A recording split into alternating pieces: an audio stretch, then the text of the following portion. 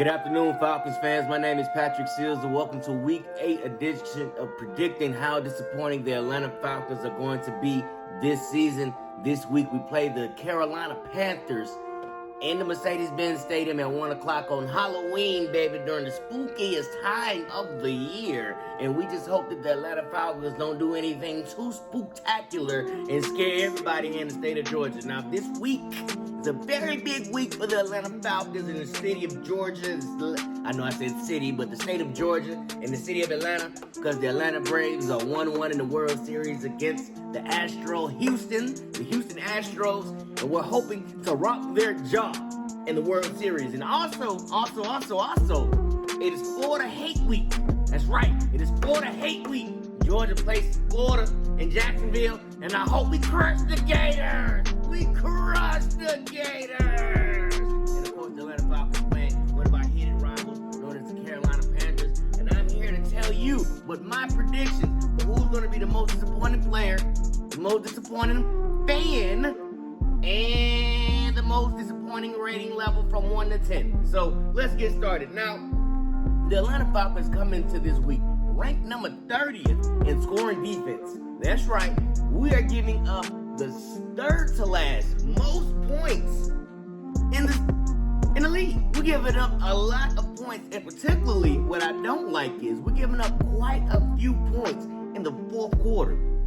In the fourth quarter, the quarter that we're most known for blowing leads and choking, and the whole 23 thing came about. That's right, we're blowing leads in the fourth quarter, man. I did a little bit of research, and I'm going to just give you a rundown of what I came up with. So, the Atlanta Falcons, we've given up 75 points in the fourth quarter. 75 points we've given up in the fourth quarter. And total, we've given up 176 points overall. In general, just total, we've given up 176 points. The opposing team has scored 176 points on us, and 75 of those points have come in the fourth quarter. That means that 43% of the points that the Atlanta Falcons are allowing the team to score are coming in the fourth quarter. I'm going to say it again. 43% of the points that the Atlanta Falcons are allowing teams to score are coming in the fourth quarter. That means, even though we've scored 3, 4, 5 touchdowns throughout the course of the game through the first and third quarter, we run the risk of very, very likely blowing the lead and giving up the most points in the fourth quarter. So this just continues the trend of 23, the Falcons not being able to hold leads, choking and blowing and all this type of stuff, and it just continues. And I hate this for our team, man. Our team defense is continuing to be abysmal. We've given up almost 2 touchdowns per game in the fourth quarter. In every game, we've given up a touchdown. And we've either given up a touchdown and a field goal, or a touchdown and another touchdown, or it's just too much. And then the 2-point conversions, we can't stop the 2-point conversions.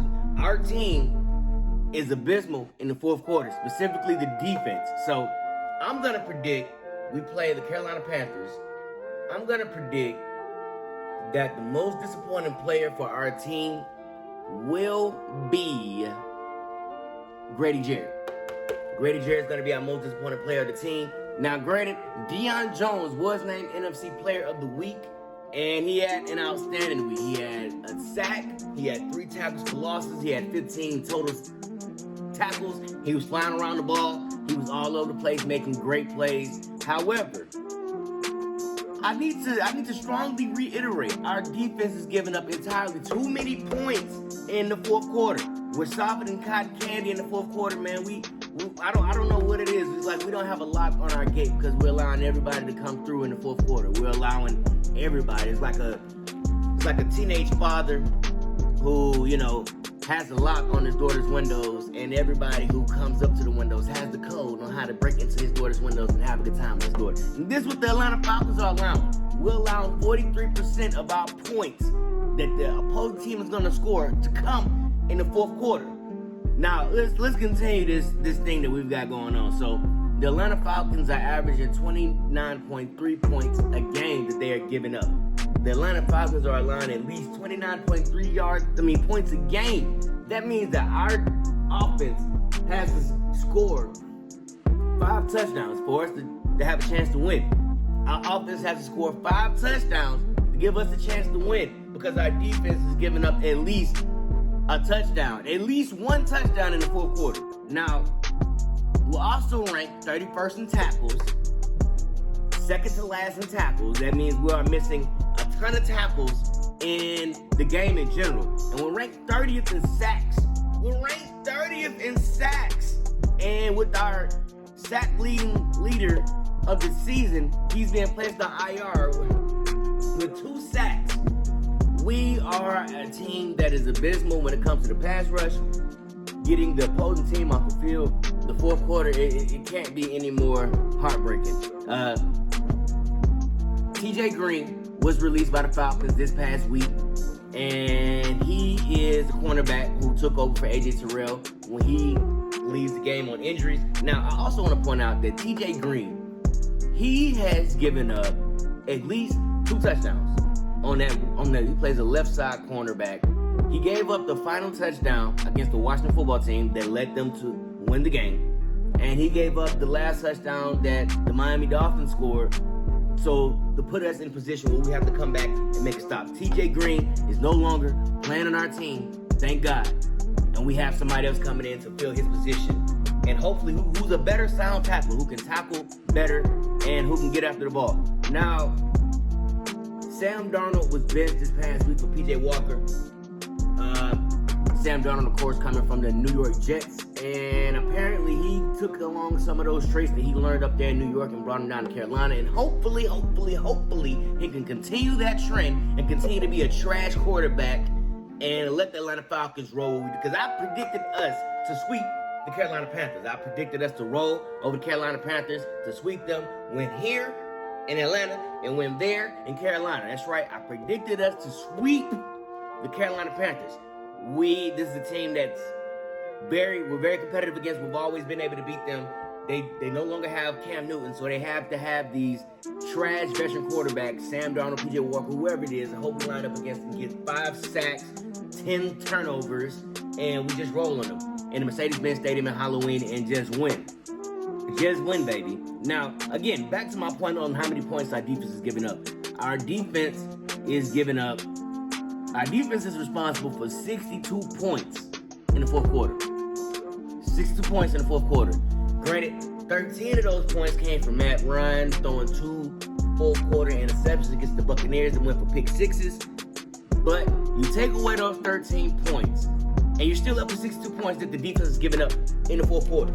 So, no lead is safe in Atlanta. Every team that we play is going to be a nail-biter because we have a trash defense that is giving up 2 touchdowns a game, and you have no room for errors when we're playing in a situation like this.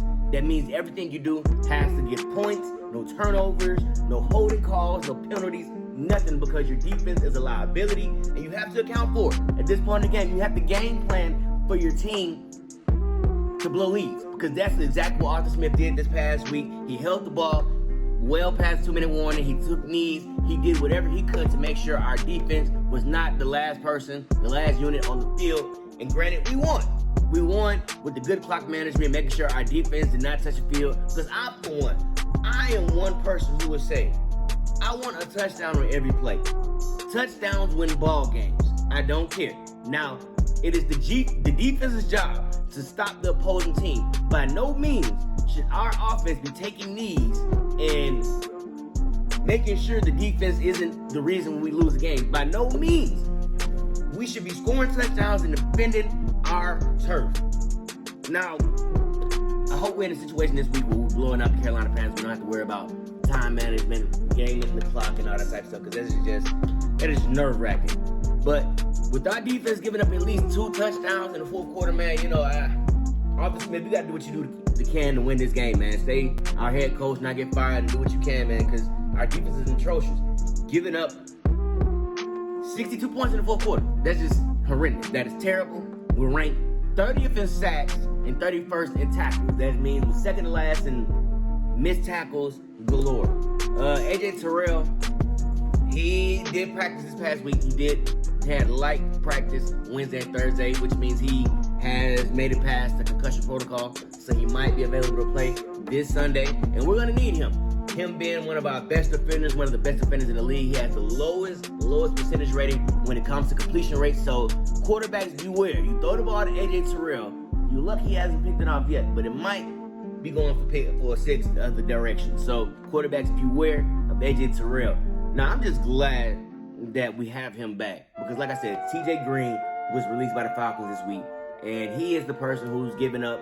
He's been the reason for a lot of late game collapses. He's allowing way too many passes completion, and he misses tackles. He whiffs on them. Our whole defense has a problem with wrapping up and hitting the ball carrier, but TJ Green specifically had a major problem with letting running backs and wide receivers such break long touchdown games on us. And I'm glad that he's no longer playing. And hopefully we can continue this momentum that we got going on, a 2-game winning streak. We just beat up on, who do we play? The Miami Dolphins, who are 1-5, and hopefully we can beat up on the Carolina Panthers. We beat up on the Carolina Panthers, we'll have a division win, and there's nothing I love more than beating up on division rivals. Carolina Panthers, Tampa Bay Buccaneers, New Orleans Saints, but we're going to focus on the Carolina Panthers right now, and I believe that we can sweep the Carolina Panthers, baby. We can sweep them, baby. So, the Atlanta Falcons, man, I predict that Grady Jarrett's going to be the most disappointing player of the game because our defense is giving up the most points. Giving up the most points I've ever seen our team give up in a long time. And I'm going to give us, the Falcons I'm going to say 6. My disappointment rating is going to be a 6 this week because the defense is going to continue to give up a lot of points. The offense is in a position to flourish because Kyle Pitts is established. Everybody knows to be aware of him and account for him. Matt Ryan, being the veteran quarterback that he is, knows how to get him the ball. Now, Calvin Ridley, you have to step up, brother. You have to step up. You had a couple of plays this last game where you just out of sync. You had 4 receptions for 10 targets, and that's something that just cannot be happening. Matt Ryan had plenty of time to pass. He was only sacked 1 time this past week, and our offense is doing pretty good. Calvin Ridley just needs to step up a little bit more, make more catches, block, and don't be scared of contact. It's going to be a good game for us. Carolina Panthers, Halloween night. It's going to be a good game. I'm going to dress up like a nun, so stay tuned for that. It's going to be a good game for us, man. I'm excited. Halloween. I'm going to say that I won't be at this game, unfortunately. I won't be at this game, but I'll be here to make these videos, man. I'm wearing my homegirl, Funny Mama, TheFunnyMommy. This is her hoodie. Screw it, F it. This is her hoodie. And shouts out to Funny Mama, Brandy. Shouts out to Brandy. It's going to be a good week, man. The Georgia Bulldogs going to beat the Florida Gators and continue to be number 1. The Atlanta Braves going to roll over the Houston Astros and win our first World Series since 95. And we're going to have a good week, man. We're going to have a good week. Halloween. Y'all stay safe out there. I'm Patrick Seals, y'all. Don't forget to like, subscribe, share, follow, comment on all my videos.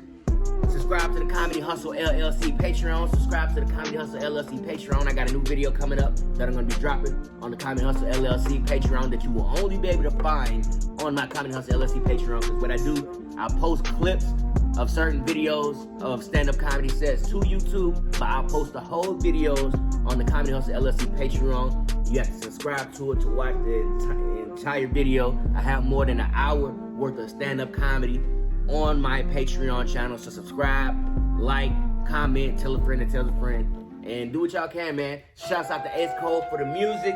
Shouts out to the Atlanta Braves, the Georgia Bulldogs, the Atlanta Falcons, the Atlanta Hawks, man. Atlanta's out here doing it, man. We got a lot of talent, so much talent in the city of Atlanta. It's crazy, man. Y'all holler at me. I'm Patrick Seals. Don't forget to like, subscribe, share, comment. I'm out. Peace.